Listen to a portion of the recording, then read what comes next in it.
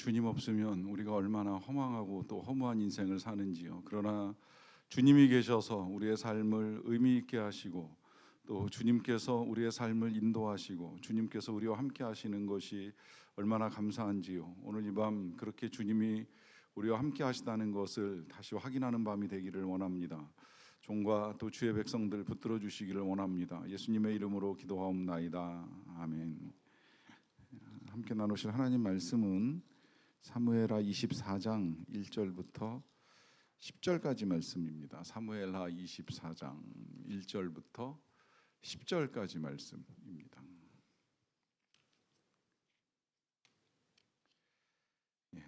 구약성경 506년 사무엘하 24장 1절부터 10절까지 말씀을 저와 여러분들이 한 절씩 교독하겠습니다. 여호와께서 다시 이스라엘을 향하여 진노하사 그들을 치시려고 다윗을 격동시키사 가서 이스라엘과 유다의 인구를 조사하라 하신지라. 이에 왕이 그 곁에 있는 군사령관 요압에게 이르되 너는 이스라엘 모든 지파 가운데로 다니며 이제 단에서부터 브엘세바까지 인구를 조사하여 백성의 수를 내게 보고하라 하니, 요압이 왕께 아뢰되 이 백성이 얼마든지 왕의 하나님 여호와께서 100배나 더하게 하사 내 주 왕의 눈으로 보게 하시기를 원하나이다. 그런데 내 주 왕은 어찌하여 이런 일을 기뻐하시나이까 하되, 왕의 명령이 요압과 군대 사령관들을 재촉한지라. 요압과 사령관들이 이스라엘 인구를 조사하려고 왕 앞에서 물러나 요단을 건너 갓 골짜기 가운데 성읍 아로엘 오른쪽 곳 야셀 맞은 쪽에 이르러 장막을 치고 길르앗에 이르고 닷딤 호시의 땅에 이르고 또 다냐안에 이르러서는 시돈으로 돌아 두로 견고한 성에 이르고 히윗 사람과 가나안 사람의 모든 성읍에 이르고 유다 남쪽으로 나와 부엘세바에 이르니라. 그들 무리가 국내를 돌아 9달 20날 만에 예루살렘에 이르러 요압이 백성의 수를 왕께 보고하니 곧 이스라엘에서 칼을 빼는 자는 담대한 자가 80만 명이요 유다 사람이 50만 명이었더라. 다윗이 백성을 조사한 후에 그의 마음에 자책하고 다윗이 여호와께 아뢰되 내가 이 일을 행함으로 큰 죄를 범하였나이다. 여호와여 이제 간구하옵나니 종의 죄를 사하여 주옵소서.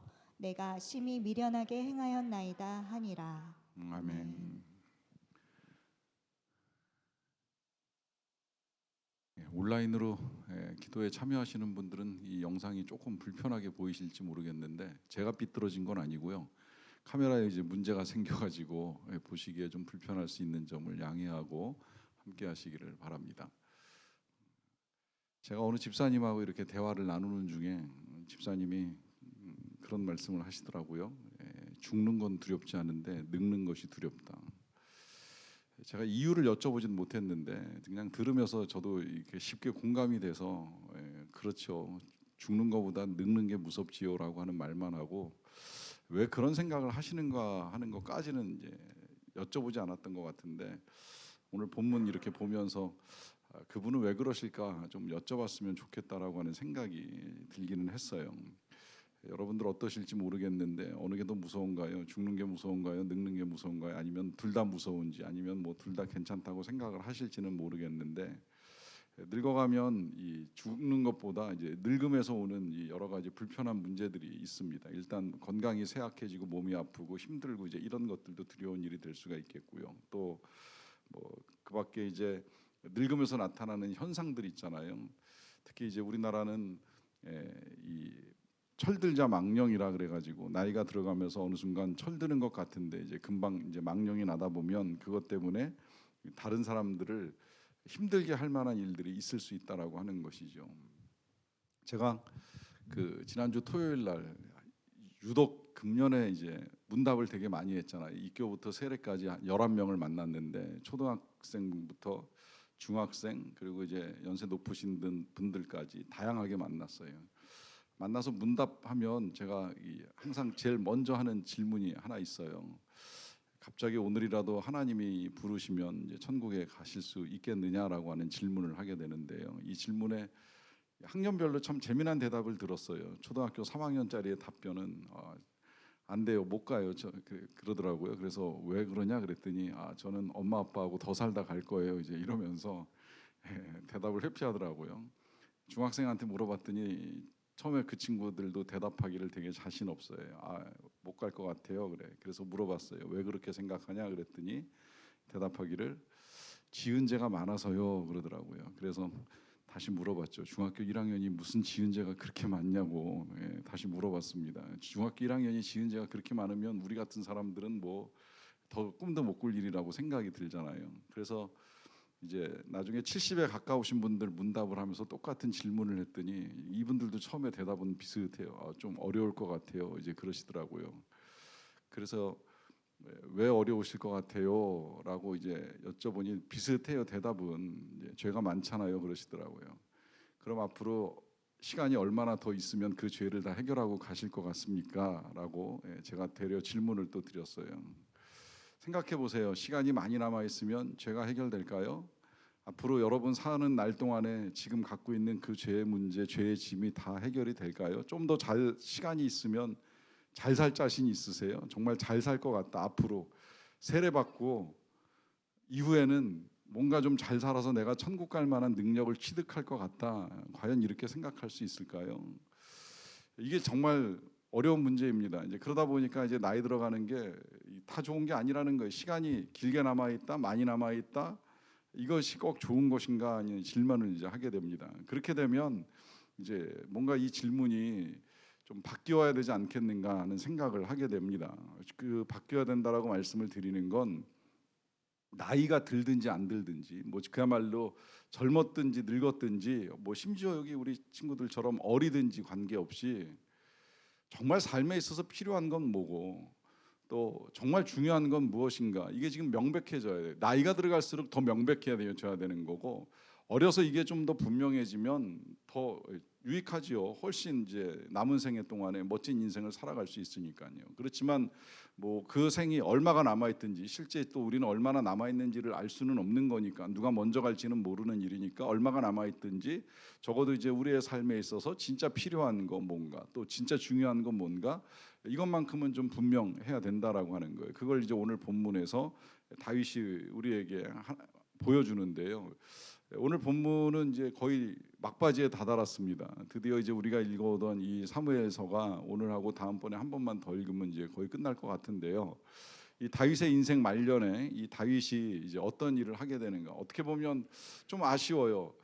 굳이 여기 이 내용까지 기록이 되어야만 했을까? 그냥 지난 시간에 우리가 본 대로 다윗이 마지막에 썼던 그 하나님을 찬양하는 노래와 시, 그 다음에 그런 다윗을 위하여 훌륭하게 옆에서 도와주었던 믿음의 사람들까지 딱 읽고 끝났으면 너무 좋았을 것 같은데 안타깝게도 마지막에 사족같이 붙어있는 이 사무엘하 24장은 다윗으로서는 혹은 그 후손으로서는 이제 드러내기 싫어하는 다윗의 실수 하나가 이제 또 다시 여기서 이제 툭 튀어나옵니다. 그러니까 이제 이거 보면서 제가 그런 생각을 하는 거예요. 나이 들어서 이럴 것 같으면 진짜 이거 삶이 늘어나는 게 무슨 유익이 있겠는가 하는 생각을 하게 되는 거죠. 그러면 이제 다윗이 어떤 일을 저질렀는지를 좀 함께 보겠습니다. 먼저 24장 1절인데요.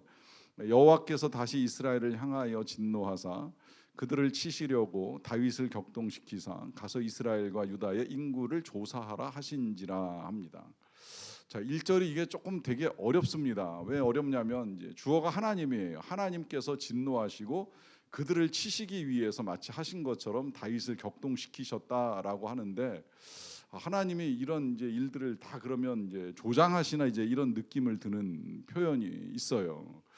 그러다 보니까 이제 이 사무엘서보다 이제 나중에 기록되어 있는 역대기서에서 이 사건을 똑같이 기록을 할 때 조금 표현을 바꿨어요. 어떻게 바꿨냐면 역대하 21장 1절인가요? 보시면 사탄이 일어나 이스라엘을 대적하고 다윗을 충동하여 이스라엘을 계수하게 하니라라고 해서 이 일이 이제 사탄이 다윗을 충동함으로 말미암아 다윗이 이스라엘 백성들을 계수하게 되는 이 일이 진행되었다라고 이제 재해석을 해줍니다. 그러기 때문에 어떻게 보면 이 다윗이 이제 사단에 의해서 이 일을 저지른 것이 아닌가 이제 이렇게도 우리가 이해할 수가 있는데요.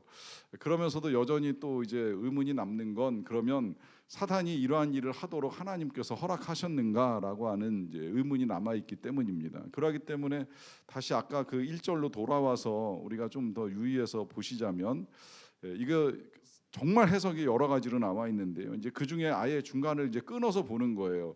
여호와께서 다시 이스라엘을 향하여 진노하시고 그들을 치시는 사건이 있었다. 그 사건은 무엇이냐 이제 이렇게 설명을 하는데 이제 그것조차도 충분히 설명이 안 되는 건 뭐냐면 다윗을 격동시키신 분은 하나님 아니시냐 이제 이렇게 질문이 나올 수 있기 때문입니다.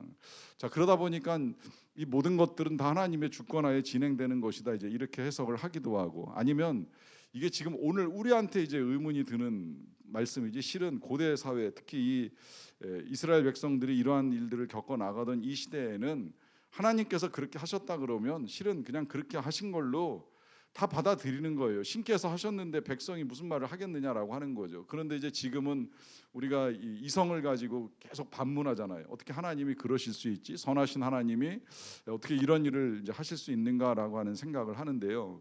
그러다 보니까 이제 제가 가장 이해하고 공감하기 쉬운 해석으로 보는 건 이러한 사건이 있기 전에 잘 들여다보시면 이스라엘을 향해서 하나님이 진노하시는 일을 이제 보신 거예요. 진노하실 만한 일을 보신 거죠. 그러니까 지금 이스라엘 백성이 굉장히 이제 좋은 시기를 맞이했습니다. 어떻게 보면 이 오늘 본문에서도 인구조사하는 그 지역이 이렇게 쭉 열거가 되어 있는데 굉장히 광대한 지역이에요. 이게 예를 들어서 서쪽으로 가면 이제 지중해 끝자락에 점령하기 힘든 두로 시돈까지 다 다윗 밑으로 들어왔고요. 또 동쪽으로 가면 요단강 건너편에 있는 이 요르단 지역, 그러니까 모압, 암몬 이쪽 지역도 다 다윗의 통치하에 들어왔어요. 또 남쪽으로 내려가면 저 브엘세바, 이 지금 이스라엘의 땅끝이라고 할 수 있는 거기까지도 다 계수할 만큼의 이제 영역이 된 거고요. 또 북쪽으로는 뭐 이제 단 지역까지 다 포함시켰으니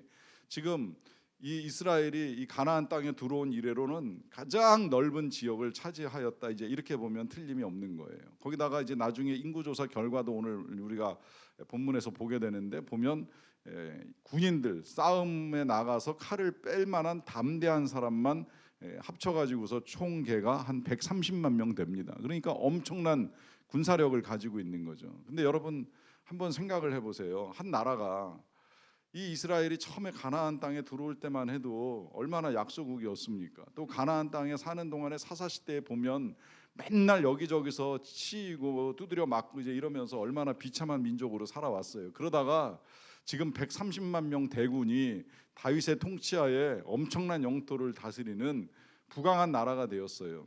자, 그러면 어떤 일이 벌어질 것 같습니까? 그러면 이게 다 진짜 우리 하나님의 은혜다. 하나님이 이렇게 우리나라를 강대하게 하셨다라고 하면서 정말 하나님 앞에 엎드려 다 예배하고 경배하고 하나님을 찬양할까요? 아닌 거 아시죠? 이게 지금 우리나라가 꼭 그렇게 되었잖아요. 우리나라 뭐 굳이 열거할 필요 없지만 그 어려웠던 시기를 100년 사이에 이렇게 보내고 여기까지 이르는 동안에 정말 이만큼 잘 살게 된 건 틀림이 없는 사실인데 이만큼 잘 살아가지고 교회가 더 부흥을 했습니까? 교회를 다니는 사람들이 늘 하나님 앞에 엎드려 그 은혜를 감사하고 찬양하고 영광을 돌립니까? 지금 우리가 뭐 알고 있는 대로 교회들마다 한국교회 많은 교회들이 쇠해가고 있다는 걸 알고 있잖아요. 나라는 부강해지고 있는 것 같은데 뭔가 나라는 좋아지고 있는 것 같이 느껴지기도 합니다만 한편으로 하나님을 향한 믿음은 떨어져 가고 있다라고 하는 것이죠. 근데 그런 일이 우리만 겪는 일이 아니라 이스라엘도 똑같이 겪어 나가는 일들인 거예요. 더더군다나 이스라엘이 그렇게 영토를 확장해 가는 동안에 지금처럼 뭐 교회가 똑같이 세워져 가면서 구석구석 교회가 없는 데가 없다고 할 만큼 이렇게 교회가 세워지는 것이 아니라 이 시대의 성전이라고 하는 게 제대로 없었어요. 예루살렘에는 그냥 성막 하나 세워져 있었고 다윗도 성전을 못 세웠고 또 실로에 회막 하나 있었고 이게 다예요. 그러니까 어디서 제사를 드리고 어디서 하나님을 예배해야 될지 아무도 모르는 거예요. 그러다가 자기들이 흩어져 나간 지역에 이렇게 가서 보면 곳곳에 바알 산당 있죠, 아세라 산당 있죠. 온갖 산당 신당 다 있으니까 이제 그런데 찾아가서 여긴 누굴 섬겨 뭘 하는 데야 이러면서 하나님을 떠나는 백성들이 서서히 이제 늘어나기 시작을 하는 거죠. 이런 일들이 하나님께서 이 이스라엘을 향하여 진노하실 만한 일들이 된 거예요. 자, 이런 진노가 일어날 때 보세요. 자, 이런 일이 벌어지면 누가 이걸 바로잡아야 돼요? 바로잡을 사람은 이 당시로 기준을 하면 딱 두 사람입니다. 왕 아니면 제사장이죠. 대제사장. 이 두 사람이 영적으로 정치적으로 이제 이걸 바로잡아가지 않으면 이게 해결이 안 되는 거예요. 더더군다나 지금 이 시대는 이 다윗의 왕권이라고 하는 게 이제 아주 강력해서 다윗의 이 태도에 따라서 얼마든지 이 백성들의 이 삶이 달라질 수 있거든요. 그러기 때문에 다윗의 책임이 이제 굉장히 큰 거예요. 근데 문제는 이 다윗이 나이가 들어가고 늙어가면서 또 이제 수많은 전쟁을 치르고 심지어 이제 내분의 내전까지 이렇게 치르면서 다윗도 이제 뭔가 하고자 하는 열정이나 의욕이 사그러드는 그야말로 이제 늙은이 노인네가 돼가고 있었던 거예요. 그러니까 뭘 하려고 하지를 않아요. 분명히 아직도 이 다윗이 해야 될 일들이 남아 있어요. 그 해야 될 일이 나중에 이제 이 열왕기서로 넘어가서 보게 되면 후계자 아들을 제대로 세워야 되거든요. 이것조차도 제대로 하고 있지 않는 거예요. 그러니까 그 틈에 또 이제 반역이 일어나 가지고 솔로몬이 왕이 되기 직전에 또 한 번 이제 반란을 겪잖아요.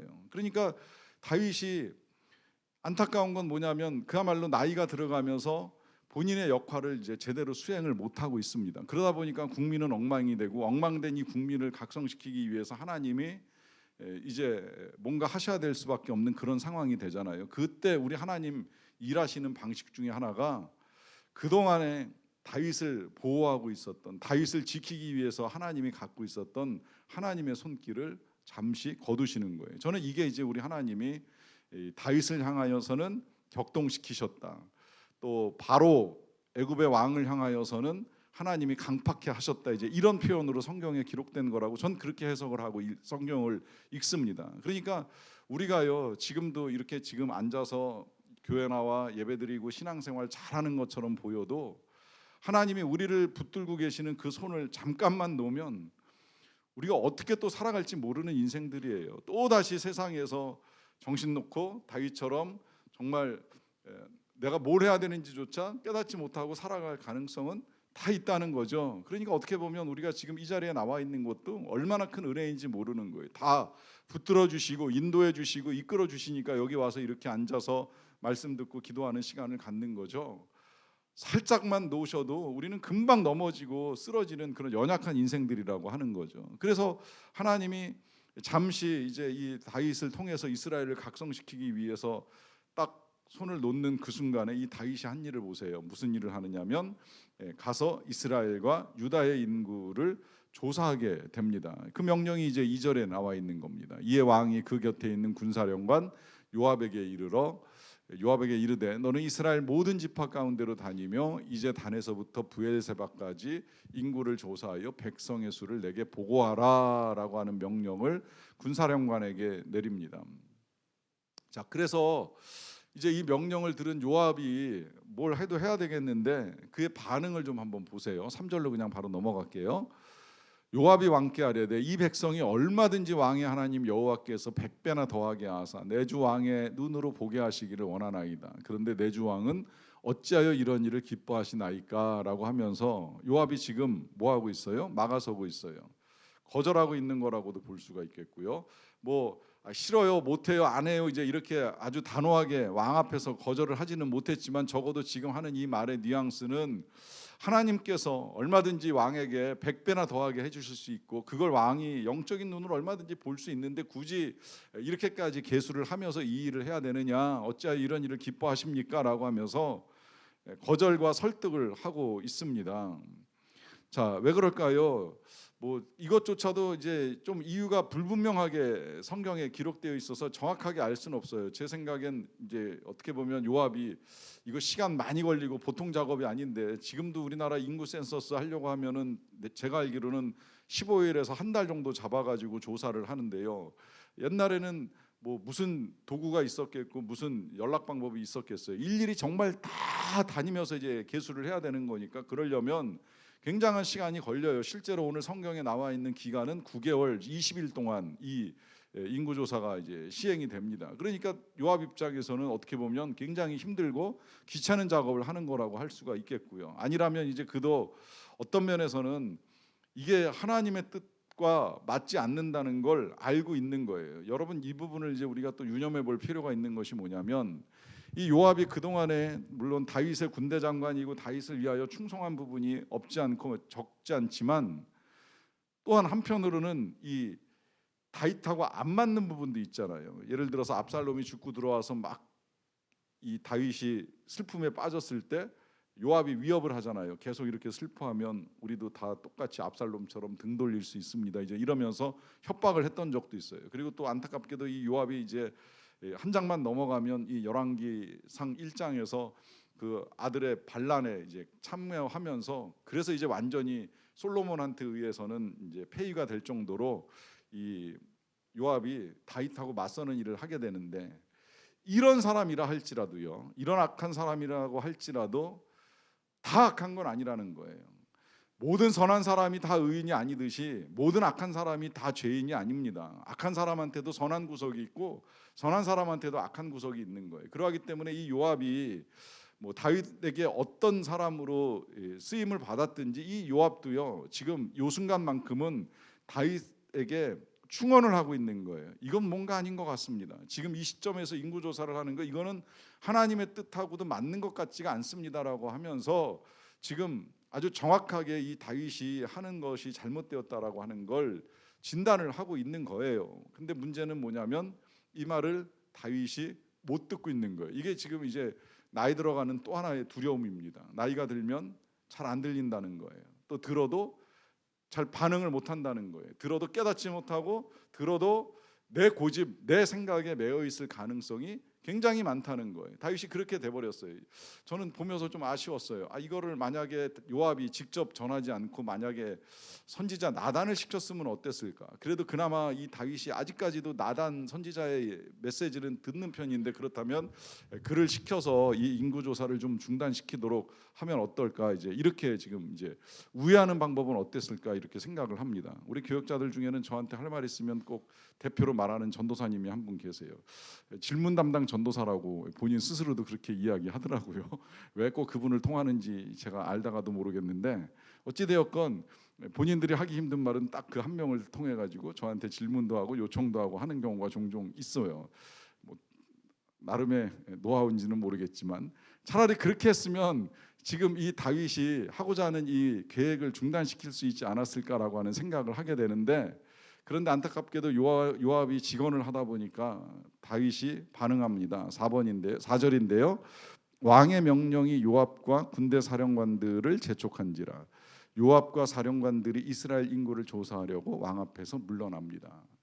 왕이 요압의 명령을 거절하고 요압에게 또 군대 사령관들에게 재촉을 해요. 여러 소리 하지 말고 당장 나가서 빨리 계수하고 돌아오라라고 합니다. 그래서 결국은 요압이 이 군사령관들을 이끌고 이제 나가서 아까 말씀드린 그 유대 전역을 다 돌아다니면서 인구 조사를 하고 이제 돌아왔어요. 그렇게 해서 걸린 시간이 9달 20일이었고요. 거기다가 이제 와서 계수를 해보니까 이 칼을 빼는 담대한 자가 이스라엘 전체 80명, 거기에 더하여 이제 유다 사람만 50만 명이다라고 해서 130만 명의 인구가 계수가 되었습니다. 문제는 이렇게 딱 보고가 끝나는 그 순간에 이제 다윗의 반응이 중요한데요. 그 반응이 오늘 마지막 10절에 이렇게 나와 있습니다.